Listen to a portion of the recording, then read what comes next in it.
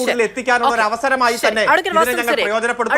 അത് വലിയ തരത്തിൽ ജനങ്ങൾക്ക് കൂടുതൽ ഇത് ചട്ടലംഘനമാണ്. ഇവിടെ ഭിന്നിപ്പുണ്ടാക്കാനുള്ള ഗൂഢമായ ഉദ്ദേശത്തോടു കൂടിയാണ് ഇപ്പോൾ ഈ ഇലക്ഷൻ സമയത്ത് ഇത്തരത്തിലുള്ള ഒരു പ്രദർശനത്തിന് സൗകര്യം ദൂരദർശനിലൂടെ ഉണ്ടാക്കിയിരിക്കുന്നത് എന്നുള്ളതാണ്. ഹൈക്കോടതിയിൽ റിട്ട് ഹർജി അടക്കം വന്നിരിക്കുന്നു. പ്രതിപക്ഷ നേതാവ് ഇലക്ഷൻ കമ്മീഷനെ സമീപിച്ചിരിക്കുന്നു. പക്ഷേ ഉയരുന്ന ഒരു ചോദ്യം എന്ന് പറയുന്നത്, ഈ സിനിമ അതിന്റെ ട്രെയിലർ പുറത്തു വന്നപ്പോൾ മുതൽ നിയമ നടപടികൾ നേരിട്ടതാണ്. അതിനുശേഷം അത് സെൻസർ ബോർഡിന്റെ അനുമതി വാങ്ങി പ്രദർശനത്തിനെത്തി. നേരത്തെ അഡ്വക്കേറ്റ് ശങ്കുട്ടിദാസ് പറഞ്ഞതുപോലെ ഇന്ത്യയിൽ തന്നെ ഏറ്റവും കൂടുതൽ കളക്ഷൻ നേടിയ ആ വർഷത്തെ ഒരു സിനിമകളുടെ പട്ടികയിലേക്ക് അത് വന്നു. അപ്പോൾ ഇനിയും വഴിമുടക്കുക എന്ന് പറയുന്നത് അസാധ്യമാണെന്നൊരു ആത്മവിശ്വാസമുണ്ട് അതിന്റെ അണിയറക്കാർക്കും അതിനെ പിന്താങ്ങുന്നവർക്കും.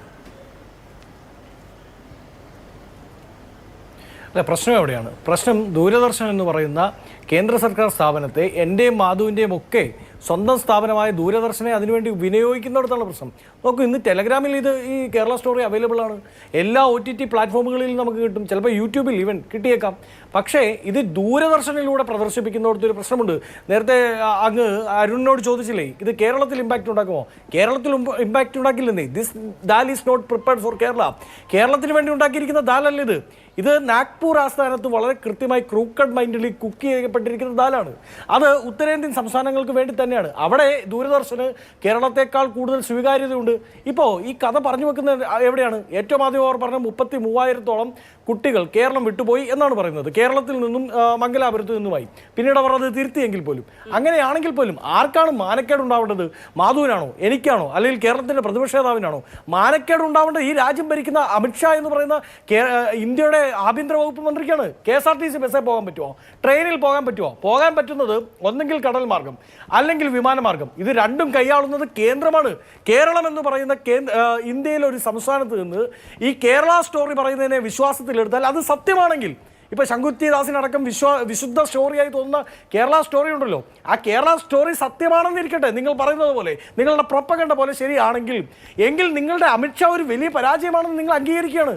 നിങ്ങൾ അമിത്ഷാ അടക്കം BJP അടക്കം ഈ കേരള സ്റ്റോറിക്കെതിരെയും ഈ സുദീപ് സെന്നിനെതിരെയും മാനനഷ്ടത്തിന് കേസ് കൊടുക്കണം. കേന്ദ്ര ആഭ്യന്തര മന്ത്രാലയം വലിയ പരാജയമാണ് എന്ന് ഈ സിനിമ പറയുന്നു. അത് അങ്ങനെയല്ല. അതിൻ്റെ കണക്കുകൾ ഞങ്ങൾ രാജ്യസഭയിൽ നിരത്തിയിട്ടുണ്ട്. NIA കൃത്യമായി പറഞ്ഞിട്ടുണ്ട്. ഞങ്ങൾ നാഷണൽ ക്രൈം റെക്കോർഡ്സ് ബ്യൂറോയുടെ കണക്ക് പ്രകാരം ഇതല്ല കണക്കുകൾ എന്ന് പറഞ്ഞ് ഏറ്റവും ആദ്യം കോടതിയെ സമീപിക്കേണ്ടത് BJP ആണ്.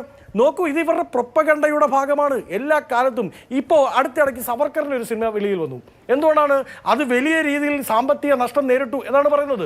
എന്നാൽ നമ്മുടെ നേതാവിന് വേണ്ടി ഒരു പടം എടുത്തല്ലേ, ആ പടം ദൂരദർശൻ വഴി അങ്ങ് പ്രദർശിപ്പിച്ച് അവരുടെ സാമ്പത്തിക നഷ്ടത്തെ നമുക്കൊന്ന് സഹായിച്ചു കൊടുത്തേക്കാം എന്ന് തോന്നാത്തത് എന്താണ്?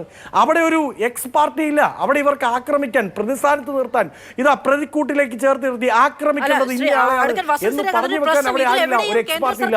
പക്ഷേ കേരള സ്റ്റോറിയിൽ ഇത് BJP ഉണ്ടാക്കിയതല്ല. ഇതൊരു ഫണ്ട് ചെയ്തിരിക്കുന്ന BJP അല്ല. ഇതിന്റെ അണിയറയിൽ എവിടെയും BJP ഇല്ല. നിങ്ങൾക്ക് എങ്ങനെയാണ് BJP ഡയറക്റ്റായി ആരോപിക്കാൻ കഴിയുന്നത്, ആക്രമിക്കാൻ കഴിയുന്നത് എന്നുള്ളതാണ് നേരത്തെ അദ്ദേഹം ചോദിച്ചൊരു കാര്യം. രാജ്യത്ത് നടന്നിട്ടുള്ള ഏതെങ്കിലും ആൾക്കൂട്ട കൊലപാതകത്തിൽ സംഘപരിവാരുമായി ബന്ധപ്പെട്ടവർ ഉണ്ട് എന്ന് നമുക്ക് നേരിട്ടറിയാവുന്നിടത്ത് ഏതെങ്കിലും സംഘടനയ്ക്ക് സംഘപരിവാറുമായി ബന്ധമുണ്ടോ? ചിലയിടത്ത് വാനരസേനയാണത്, ചിലയിടത്ത് രാമസേനയാണ്, ചിലയിടത്ത് ലക്ഷ്മണസേനയാണ്. അതിന് വിവിധ പേരുകൾ ഉണ്ടാകുമെന്നേ. സംഘപരിവാറിന് BJP മാത്രമാണ് സപ്പോർട്ട് ചെയ്യാന്ന് പറയുമോ? പണ്ട് ജനസംഘമായിരുന്നു, ഇപ്പോൾ BJP ആണ്. അവർക്ക് വിവിധ മുഖങ്ങളുണ്ട്, വിവിധ മാസ്കുകളുണ്ട്. അതിട്ട് അവരവരുടെ പ്രൊപ്പഗണ്ട കൃത്യമായി നടപ്പിലാക്കും. വാജ്പേയി സർക്കാരിൻ്റെ കാലത്താവട്ടെ ഈ സർക്കാരിൻ്റെ കാലത്താവട്ടെ അവർ ഒരിക്കലും ഘടകകക്ഷികൾക്ക് വിട്ടുകൊടുക്കാത്ത ഒരേ ഒരു വകുപ്പ് അത് ബ്രോഡ്കാസ്റ്റിംഗ് മിനിസ്ട്രിയാണ്. എന്തുകൊണ്ടാണ്?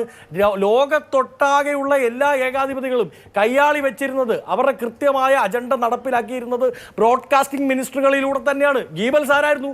ഗീബൽസ് പ്രൊപ്പഗണ്ട മിനിസ്റ്റർ ആയിരുന്നു. അതേ രീതിയിലാണ് ഇവരുടെ പ്രൊപ്പഗണ്ട നടപ്പിലാകുന്നത്. ഇതാ പുതിയ പടം വരാൻ പോവാണ്.